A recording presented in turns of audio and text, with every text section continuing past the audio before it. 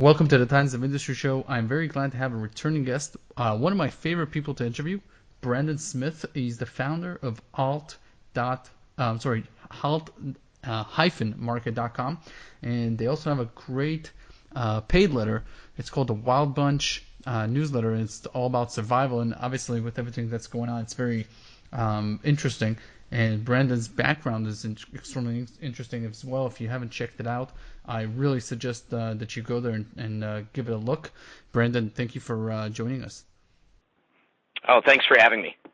Listen, I want to ask you first of all about everyone's most important topic right now. They found a new breed of frogs in the Amazon basin, and everyone, the world is talking about it. No, I'm just messing. Let's talk about the coronavirus, of course. So, I've been hearing very concerned voices of Americans talking about the fact that FEMA has been invoked, that federal bailouts include two checks of $1,000, so helicopter money. The Federal Reserve launching QE5, and actually, if they wouldn't have done that, then the financial system would have been toast. There was so much selling going on, stocks, bond, everything. Everyone was just moving to cash. There was a short squeeze on the dollar for about $12 trillion. Insane. And obviously the national emergency declaration, these all seem like deja vu for, after 9/11 we saw the Patriot Act, after 2008 we saw TARP, all of these draconian restrictions. Is this abuse of power, or is this legitimate use of all government tools, in your opinion?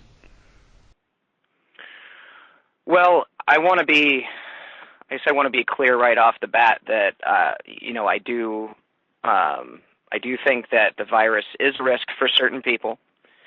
It does seem to be affecting at least mortally affecting 3% to 5% of the population. However, I think the response so far is unacceptable. The idea that martial law, which is essentially what we're going into, martial law will somehow solve this problem, or is a commensurate response, is absurd. And for a long time I've said that the global elites need a major distraction event in order to institute, number one, more political and economic centralization, and number two, remove as many freedoms and civil liberties and protections as possible from the public. They need some kind of event to do that. And now we know what that event is, and it's the the Wuhan flu, it's COVID-19, whatever you want to call it. This is a perfect distraction event. That's not to say that I want to downplay the effects that this might have on 3 to 5% of the population. I think it's a mistake to do that, and I think the people in the liberty movement that are downplaying this like it's nothing are making a big mistake, and it's going to make them look foolish down the road. It is a serious issue, but it's just not an issue that we need martial law to solve. Definitely, we've seen the sort of a minimalist and maximalist movement to this. Like the minimalists are saying this is ridiculous. We have the flu going on every year. 40,000, 50,000 people die in the U.S. If we were reporting those types of, if 40 to 50,000 people die from it, then millions of people are infected every year. Should we do this every year? We close the economy. Those are the minimalists, and the maximalists obviously show you these mathematical models of how the entire world will be affected, and we'll have a Spanish flu, a repeat. So I do understand exactly what you're talking about, and I followed Brandon. I followed daily the task force and what it does and what it says, and I don't know that I yet agree that it's an abuse of power, but it's definitely rules as we go along. You know what I mean? If there is no rule that lets them do something that they want, they just go to Congress and legislate it. That they move the rules, and that's at least what I'm seeing. That everything is so flexible. And I wait to see when the public reacts to that. Do we live in a new world, in your opinion, with everything that's going on? Yes, not so much because of the coronavirus, but because of the economic collapse which is going on right now, and it is a collapse. Make no mistake. This is something that most of us saw coming, I think, for years, but the extent of it, I don't think a lot of people really understood how fast this could go. Once it really got going, once the snowball got halfway down the mountain, it really turned into an avalanche, and that's what's happening now. We're seeing the avalanche, and in terms of on the economic side, I don't think the general public yet understands how bad this is going to get. I think a lot of people still believe that this will be gone in 2 weeks, 4 weeks, maybe 6 weeks. They think that this will be over with and things will upright themselves and solve themselves, and that's not going to happen. This is going to be a long-lasting economic disaster, and a lot of people, I think, will suffer from that more so than the virus itself. Yeah, there's definitely a lot to be discussed in terms of return on investment, whether or not there will be more deaths and more issues from the virus or from the fact that we have basically outlawed commerce, trade, and and finance. Basically, we've halted the entire world. But since it's a fiat monetary system and there's leverage everywhere, people can't survive. It's literally the most you as a survivalist yourself, where you live and obviously in other parts of the U.S., people are always awaiting an earthquake, in California, or something else to hit them, or a bank holiday, and boom, a virus is something that nobody's prepared for. It's an interesting time, obviously, and I want to talk to you about what's happening where the virus started, China. What is your impression of the Chinese state-owned media? Well, I think that they lie a lot, and I think that one of the reasons that the pandemic has spread in the manner that it has so quickly is that the Chinese government lied extensively about first of all, lied about the human-to-human transmission of the virus for at least a month. I think they continue to lie about the extent of the damage and how many deaths they've had. I mean, if you look at Italy, the infection numbers in Italy are half that of China, and yet they've already surpassed the number of deaths that China reported, and their death rate is hovering around 6%, which China still claims they had a death rate of 2%. In a country of 1 billion people, which most of them are packed in like sardines into these cities, I find that really hard to believe, and I think they've continued to lie about the effects of the virus. Also, they continue to hide the economic effects as well as they can. There's a lot of factors that you can look at, including like air pollution and things of that nature, that show that they are still mostly shut down. Also, I think the Wall Street Journal reported the other day that China, initially they claimed that they were going to reopen factories on the 20th of this month, and then now they flip-flopped and said they're not exactly sure when they're going to reopen everything, while at the same time they claim, oh yeah, the economy is back up and running. So we can look at China. It's hard to use them as a model for where we're headed because they lie so much about the data. But if we read between the lines, we can kind of see some indicators of what's about to happen here. So that's my next question to you. How do you anticipate the next few weeks and months to be like? Just to give you a caveat, what I've heard is, and what I've seen, is that the vaccine will be here in 12 to 18 months, and it will not be mass scale. So they obviously, in a democracy like the U.S., you cannot put people in their houses for months, quarantine them, and not only will not everyone do it, but it's not doable. So obviously, you need to um, really speedily find drugs that might help and make sure that the healthcare system is ready for an onslaught of people, and then start releasing people back into society when you feel like the healthcare system can take it. But I want to hear what your research is talking and looking like. Well, as far as a vaccine, from my research, basically the amount of trials that have to be done, tests and trials that have to be done for a single vaccine, if you have maximum cash flow into that and a maximum effort, say global effort from virologists around the world, as well as unlimited cash flow, the minimum amount of time that it takes to develop a vaccine is a year. That's the minimum. That's the minimum amount of time. So sometimes it takes many years. If they don't have all the resources they need, it could take 3 years. It could take 5 years. With this, minimum 1 year.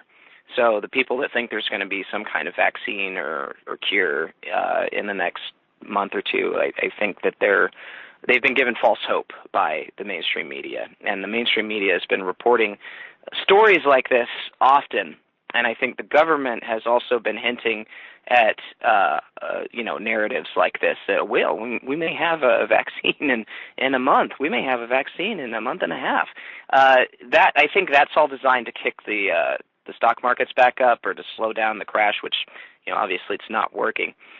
So, but as far as a timeline for some kind of treatment or a vaccine, I think a year minimum.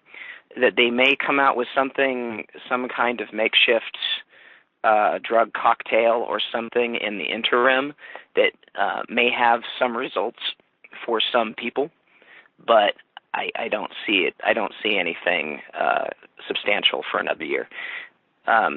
Economically, the timeline is very interesting. My primary concerns, I have two of them. One is the supply chain collapse, which is happening right now, and I've received, several emails from readers who have ties to certain corporations and inside information. Corporations like Walmart, others who have told me that essentially the stores, all these box chain stores, have been told by the corporate office that they cannot order from warehouses anymore. The corporate office will send them trucks on occasion with supplies, but they're not able to order specific items anymore, and the warehouse doesn't have a lot of specific items. So they're just sending trucks out with a sort of a weird mix of items to fill the shelves, whatever they are able to come up with. But there will be a lot of holes in their inventories. So what that means is the supply chain is breaking right now, and it'll probably get a lot worse soon. So that's my first concern. My second concern is a possible credit freeze or liquidity crisis leading to a bank holiday, which, for those of you not familiar with that, a bank holiday is basically when the entire banking network nationally shuts down for an undetermined amount of time, and you have no access to your bank account. You're not able to pull cash out. The ATMs are all shut down. I think that is coming, actually. From what I've seen so far, I think that we're lucky if we have a month before we do have a bank holiday. And I think that they'll just blame it on virus. They won't call it a bank holiday, but everything will shut down, and you won't have access to your cash. And they'll say it's because of coronavirus, but it will actually be because... Well, I think in my opinion, it will be a credit crisis There'll be a lack of liquidity in the system. A lot of these corporations and banks have massive debts, and that's why they're locking into the Fed's repo market so aggressively, and it's still not helping because they have these massive debts. And the more losses that they have in the financial sector, the tighter that liquidity gets. So ultimately, I think that they will have to have a bank holiday because they won't be able to deal with the cash flow to regular account holders. So a snowball effect. Your equity price is going down, therefore your banks are calling you for your loans, therefore you cannot pay them, therefore the equity price goes lower, therefore and so on until it freezes up. Yes, it's like an avalanche. It just snowballs and snowballs into this disaster. Now, okay, let me ask you a last question. How would you rate President Trump's crisis management, and do you think that this is gonna totally screw with his election, or is this good for him? Well, I'll be honest, I'm starting to wonder if there's going to be an election. The way things are going and the trend that I'm seeing, I mean, I don't know how they're going to do, first of all, I don't know how they're going to do their normal campaigning. And, there's not going to be any big events with big crowds. There's not going to be, I don't know how they would even open polls for voting if their position is that people need to self-quarantine over the virus. So I don't know how they're going to do that. I'm wondering if there's going to be an election, and in terms of Trump's response, I don't know if I think I've stated my position on Trump on your show before. He's has a long time history with the banking elites, specifically the Rothschilds. He's in his cabinet. He's surrounded by banking elites and CFR members. I think that Trump does as he's told, and I think he plays a role, and his role is to be the bumbling conservative that screws everything up.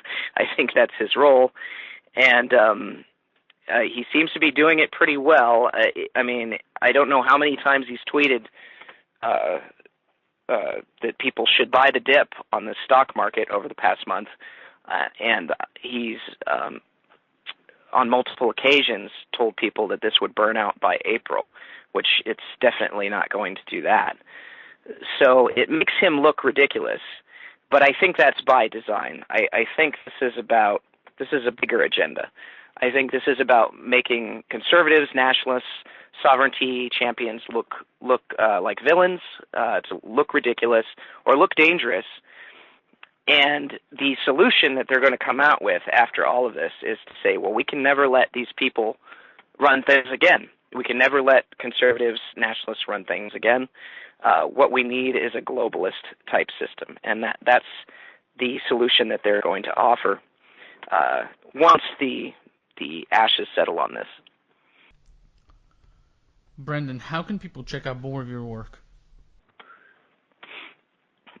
Well, they can go to alt-market.com. That's my regular website. All the content on that is free. Put out usually a weekly article, sometimes two, along with articles from other writers that I appreciate. And also, I have a survival newsletter, which I've been doing for about a year, called the Wild Bunch Dispatch.